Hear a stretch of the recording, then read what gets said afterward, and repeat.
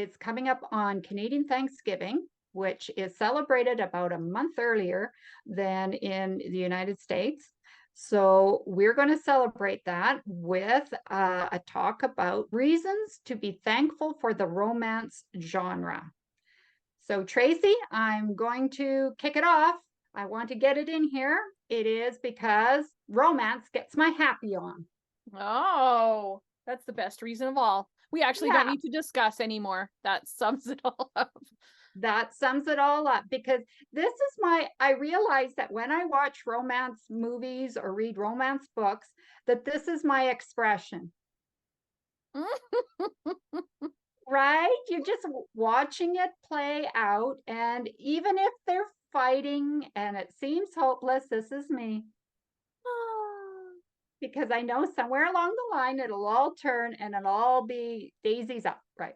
It's going to work. That's one of mine too. Mine is positive ending, because we know they will end up together, and it's proof that it's the journey that matters. That's interesting that you bring that up, because that's the good thing about romance, is that even though you know how it's going to end, you get so caught up in the how, and that's sort of a profound truth, is that we are looking for the journey. Kind of reassuring to know that the journey is what it's all about.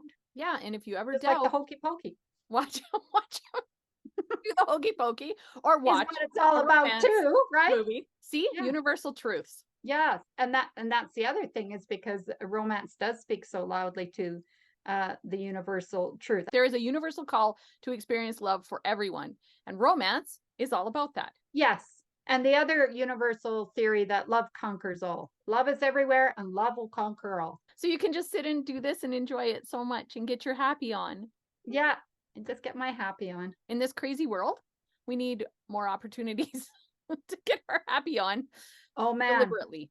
So it's a very good outlet for that. And the other thing that I guess I'm grateful for with the romance genre is that it's such a perfect companion. Romance will show up in the science fiction, it'll show up in fantasy, in drama, in a legal thriller. It'll just pop up everywhere because it's the perfect companion. Yeah, totally agree. It fits everywhere. That kind of explains, I guess, why it's the #1 selling genre out there. I tried to write a book once without any romance in it, and I got to the 25% mark, and I just went, I'm not doing this.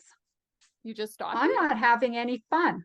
So you didn't finish it, or you incorporated romance? No, I just didn't finish it because it was going along a rather dark angle. Maybe because it involved a marriage. I don't know. I don't know. Interesting. So what else you got for me? It is the avenue to express love and to read about love. All of these things are pretty connected to what we have talked about so far. But it's that experience of just connecting with it, relating to it, and wanting to relive it over and over again. So kind of connecting real life with the romance in the books, and being able to see how it plays out. Because unlike what the stereotype is that, well, romance is for, well, the romantics, the hopelessly romantics, right? Mm-hmm. Except it plays out in every wedding that we go to, right? Oh yeah. How much of our conversation, and as your children get older, then you're wanting to really get and find out what their relationships are, and how that's going to work for them, because they get those connections, and then family continues, and families, at least for me, is sort of the bedrock, right? Right. So romance connects us, as you're talking about with the universal, but you're grateful for romance because it helps to form the bedrock of who we are as a society. Yeah, at every age, right? I mean, you're talking about, my kids are teenagers now, 13 and 16, so it's coming up. Not that they're willing to talk about it. And then we also have grandparents in our family. I mean, my dad got married when he remarried when he was 82. And wonderful. My father-in-law just got remarried at 75.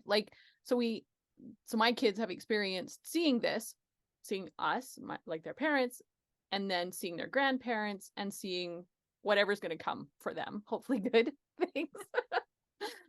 But it's very interesting that they've witnessed that on so many levels, where I think a lot of kids wouldn't have seen it for a later age for that happening to their grandparents. Kind of interesting for them too. That's Relate. fascinating. Once again, I learned something new about you, Tracey. That Yeah. that 5-minute meeting we had when we first met, it just didn't cover everything. No, he'd think it would. Yeah, you'd think, right? You think Imagine you if really that know a elevator farm went up gal. higher floors. If it was the Toronto Tower of elevators. Yeah, we should have done that. Hit the Toronto next time. We'll do it next time. It's fine. Next time. There will be a next time. All right. Well, thank you everybody for listening in. Do like, comment, subscribe. Happy Thanksgiving. Happy Thanksgiving. Have some Happy pumpkin Thanksgiving, pie everyone. with chantilly cream. Do you put whipping cream Yes. on your pumpkin pie?